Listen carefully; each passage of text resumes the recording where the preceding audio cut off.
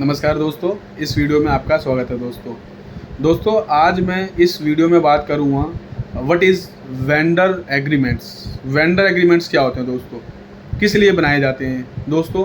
Vendor agreement सबसे पहले मैं आपको बता दूं, जो भी आप बिजनेस करते हैं, जो भी आपके जो वेंडर्स होते हैं, उनसे एक एग्रीमेंट बनवाना बहुत ज़रूरी है, जिसको हम वेंडर एग्रीमेंट बोलते हैं। इसमें कौन कौन से क्लोज होते हैं, मैंडेटरी कौन कौन से क्लोज होते हैं बेसिकली।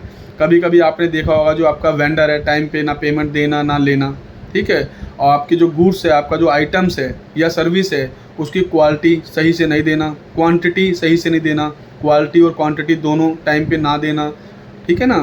क्वालिटी को ख़राब कर देना, बेसिकली क्वांटिटी कम कर देना, प्राइस में अपने आप उसको बढ़ा देना, ठीक है। तो इसलिए ये एग्रीमेंट बनाया जाता है कि अगर कोई बिजनेसमैन, किसी का अच्छा बिजनेस चल रहा है, अगर कोई एक आइटम भी आपकी शॉप पे या आपके बिजनेस में कोई ख़राब आ गया, रॉ मटेरियल एक भी ख़राब आ गया, तो जो आपका फाइनल प्रोडक्ट होगा, जो फिनिश होगा फाइनल प्रोडक्ट, वो उसमें कुछ ना कुछ कमी निकलेगी और मार्केट से वो बाहर हो जाएगा प्रोडक्ट, ठीक है। फिर आपकी कंपनी को बहुत बड़ा लॉस भी हो सकता है।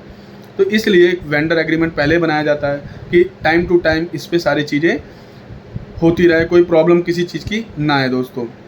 जैसे मैंने इसमें क्लोज कुछ बताया, कुछ डिटेल इसके अंदर बताता हूँ मैं। जो मेन डिटेलें होती हैं वो डालनी पड़ती है। सबसे पहले दोनों पार्टी का, दोनों कंपनी या फर्म है, दोनों पार्टी की डिटेल आएगी, नाम, फर्म का नाम, एड्रेस, प्रॉपर जीएसटी नंबर वगैरह जो भी चीज़ है, पूरी डिटेल उनकी आएंगी, दोनों पार्टी की आएंगी।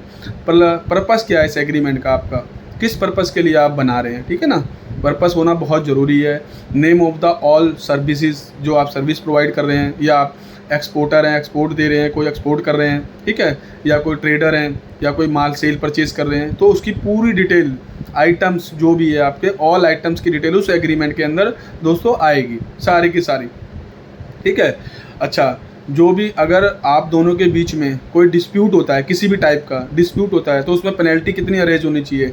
कभी कभी पेनल्टी इसमें नहीं लिखी होती है और कोर्ट में केस जाता है, तो फिर काफ़ी ज़्यादा प्रॉब्लम हो जाती है दोनों पार्टियों के लिए, ठीक है। तो अमाउंट उसमें होना बहुत ज़रूरी होना चाहिए कि अगर आपके बीच में कोई डिस्प्यूट क्रिएट हो रहा है, किस चीज़ को लेके आ रहा है, उसकी पेनल्टी कितनी % होनी चाहिए विद जीएसटी दोस्तों। लेकिन विद जीएसटी होना चाहिए। वो कभी कभी होता है पेनल्टी अमाउंट उसमें जीएसटी नहीं लगा होता है, जो टैक्सेस वगैरह होते हैं वो सारे के सारे, जितने भी गवर्नमेंट फीस वगैरह है, वो सारा का सारा इसमें होना चाहिए। फिर सबसे भी जुरिडिक्शन, जो जुरिडिक्शन है, ये जुरिडिक्शन किस आपका कौन सी जुरिडिक्शन है जहाँ केस फाइल होगा। हर एरिया वाइज, जैसे आपको पता है, एरिया वाइज ये होता है, ठीक है ना दोस्तों। तो जुरिडिक्शन का भी इसमें बहुत बड़ा वो रोल है, ठीक है। तभी पता लगेगा कि केस कहाँ पर फाइल होगा। फिर इसमें टाइम फ्रेम कितना होना चाहिए, ठीक है। टाइम फ्रेम इसमें 5 साल का एग्रीमेंट है, 3 साल का है, 10 साल का एग्रीमेंट है, जो भी है। फिर स्टैम्प पेपर पे होना चाहिए। विदाउट स्टैम्प पेपर कोई एग्रीमेंट वैलिड नहीं है, ठीक है। अवॉइड मतलब इनलीगल या गलत एविडेंस बोल सकते हो, ये वो एग्रीमेंट कैंसिल हो जाएगा बेसिकली कोर्ट के अंदर, 1 मिनट भी नहीं टिकेगा कोर्ट में ये, ठीक है। स्टैम्प पेपर पे होना चाहिए। नोटरी विद एंट्री, आजकल बहुत फ्रॉड नोटरी चल रही है, तो इसको भी ध्यान रख के 10-20 रुपये में आजकल लोग नोटरी कर देते हैं, जो इनवैलिड होती है वो नोटरी, ठीक है ना।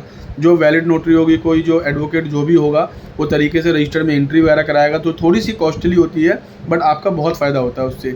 तो स्टैम्प पेपर होना चाहिए। हर पेज पे वेंडर्स के जो भी हैं, first party and second party के सिग्नेचर होने चाहिए, 2 विटनेस होने चाहिए उसके अंदर, ठीक है। प्रॉपर एग्रीमेंट ड्राफ्ट होना चाहिए, कोई गलती नहीं होनी चाहिए उसके अंदर, ठीक है। हर क्लोज को क्लियर करके चलना है इसके अंदर दोस्तों, हर क्लोज को क्लियर करके, हर चीज़ को। और जो फ्री कंसेंट से बनना चाहिए, ये कोई दबाव में सिग्नेचर नहीं होने चाहिए सामने वाली पार्टी से, क्योंकि अगर ये भी फ्री कंसेंट में नहीं बनेगा, तब भी ये कैंसिलेशन हो सकता है एग्रीमेंट, कोर्ट में 2 मिनट में ये भी कैंसिल हो जाएगा। तो एग्रीमेंट बनाते समय बहुत ज़्यादा ध्यान रखना पड़ता है। अगर आपको किसी भी टाइप का एग्रीमेंट ड्राफ्ट कराना हो, आप दिए गए थंबनेल पे हमारी टीम का नंबर आपको मिल जाएगा, आप बात कर सकते हैं एग्रीमेंट के बारे में, ठीक है। वेंडर्स एग्रीमेंट या अदर एग्रीमेंट्स के बारे में बात कर सकते हैं। जो भी कॉर्पोरेट लॉ हमारी फर्म है, आप उसके बारे में बात कर सकते हैं, ठीक है। सिविल केस है, क्रिमिनल केस है, उसके बारे में बात कर सकते हैं। बेसिकली तो मैंने अभी इसमें वेंडर एग्रीमेंट के बारे में ही आपको बताया है। तो वेंडर एग्रीमेंट के अगर कोई क्वेरी हो, तो आप हमारी टीम से बात कर सकते हैं दोस्तों। और दोस्तों प्लीज़ आप इस वीडियो को सब्सक्राइब करें, शेयर करें, लाइक करें। हो सकता है किसी पर्सन के पास ये पहुँचे और ये वीडियो उसके बहुत काम आ जाए दोस्तों।